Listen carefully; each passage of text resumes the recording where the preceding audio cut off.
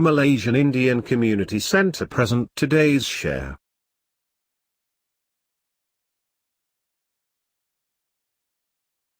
A Summary of the Mahabharata by Anita Sundararaj, heavily augmented by Amy Allison.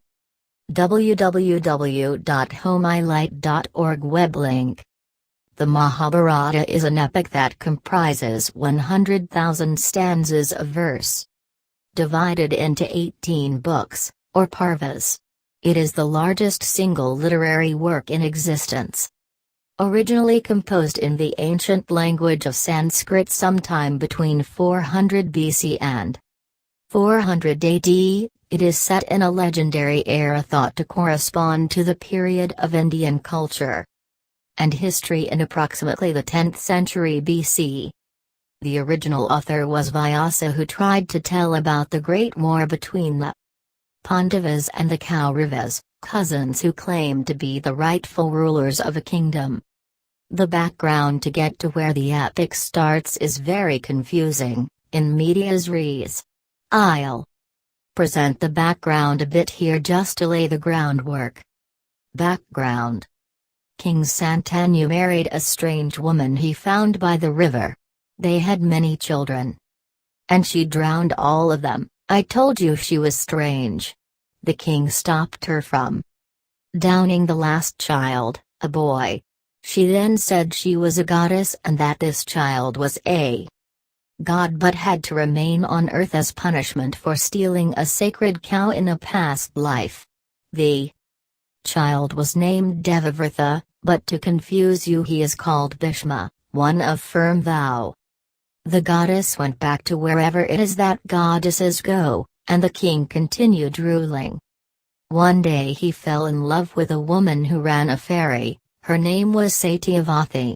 King Santanu asked her father if he could marry her, and he said yes, but only if Satyavati's children inherit, leaving poor Bhishma out in the cold. Bhishma was actually cool with this and said he would remain celibate so that he never had children. Thus, King Santanu and fairy woman Satyavati married. They had 2 boys, one had no children and died in battle, and one, Vichitravirya, grew to adulthood and married 2 women, Ambika and Ambalika. But before either of his wives had children, Vichitravirya died, and not long after that King Santanu also died. Thus, the only surviving member of the royal family was Bhishma, who had taken a vow of celibacy and refused to break it. What Queen Satyavati had not told anyone that before she was married she had actually been born from a fish and had had an encounter with a sage and given birth to a son named Vyasa. So even though Vyasa isn't exactly the heir, he can still kind of inherit. Everyone agreed that Vyasa should sleep with Vichitravirya's 2 wives and their children would inherit. Ambika gave birth to a boy named Dhritarashtra. He was a nice enough guy and should have became king, but he was born blind. Meanwhile, Vichitravirya's other wife got with Vyasa and she gave birth to a boy named Pandu.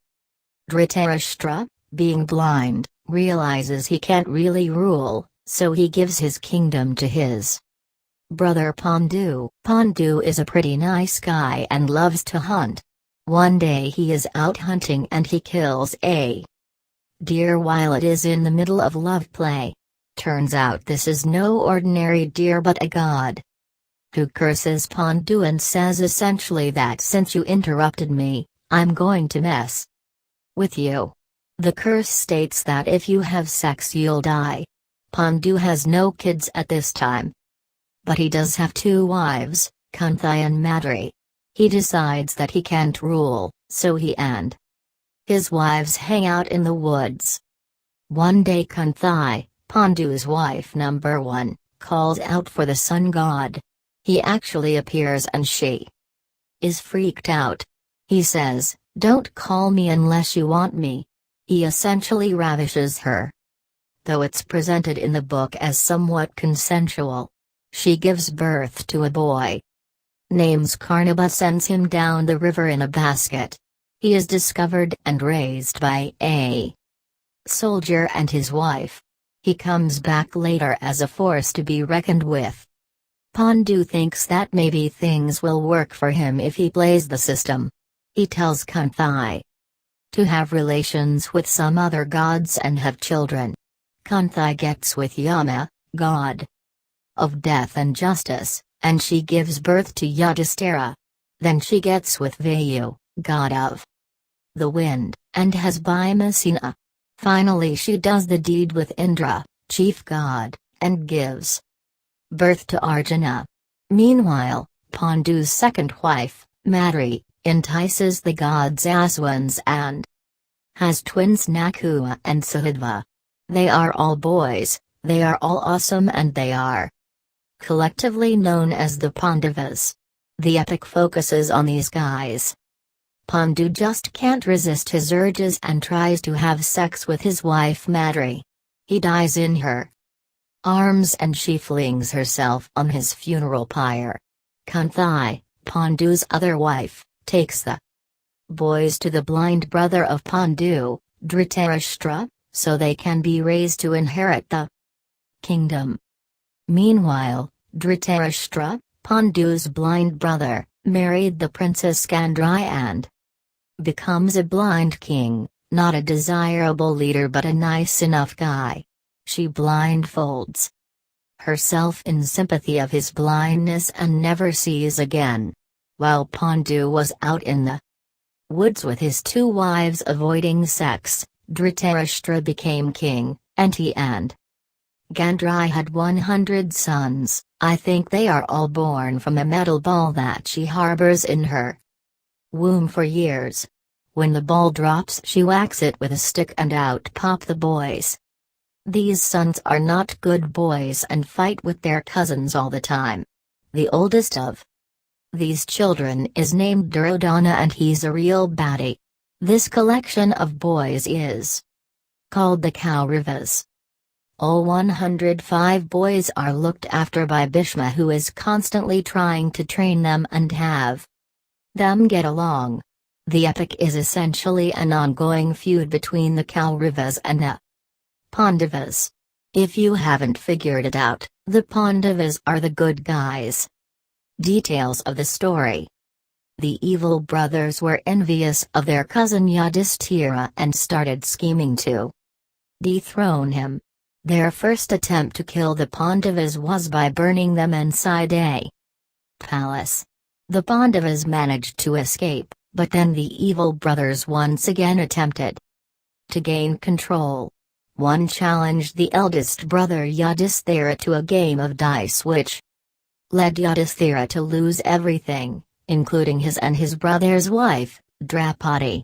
He, along with his brothers and their wife Draupadi, were exiled from the kingdom. For 12 years they had to live in the forest, and upon the 13th year they were to hide in a city in disguise. It was during those 13 years that the brothers grew to learn what it was like to live with the bare minimum and became more knowledgeable. After the 13th year, Duryodhana decided that he would fight against them, which led to a huge war and the deaths of many. Many died from both sides, and after the war, they realized that nothing was really gained. The most dramatic figure of the entire Mahabharata, however, was Krishna, who was the Supreme Personality of Godhead himself, descended to earth in human form to re-establish his devotees as caretakers of the earth, and who practiced Dharma. Krishna was the cousin of both parties, but he was a friend and advisor to the Pandavas. Became the brother-in-law of Arjuna, and served as Arjuna's mentor and charioteer in the Great War. Krishna is portrayed several times as eager to see the war occur, and in many ways the Pandavas were his human instruments for fulfilling that end. Throughout their lives and the terrible Great War, there were examples of the ethical gaps between men which were never resolved. In the aftermath of the war, Yudhishthira alone was terribly troubled, but his sense of the war's wrongfulness persisted to the end of the text. This was in spite of the fact that everyone else, from his wife to Krishna, told him the war was right. Even the dying patriarch, Bhishma, lectured him at length on all aspects of the good law, the duties and responsibilities of kings. In the years that followed the Great War, the only survivors on the part of the Kauravas, Duryodhana's parents, King Dhritarashtra and his queen, Gandhari, lived a life of asceticism in a forest retreat and died with Yajakam in a forest fire. Kundi, the mother of the Pandavas, was with them too. Krishna departed from this earth 36 years after the Great War. When they learned of this, the Pandavas believed it was time for them to leave this world too, and they embarked upon the great journey, which involved walking north toward the polar mountain that is toward the heavenly worlds, until one's body dropped dead.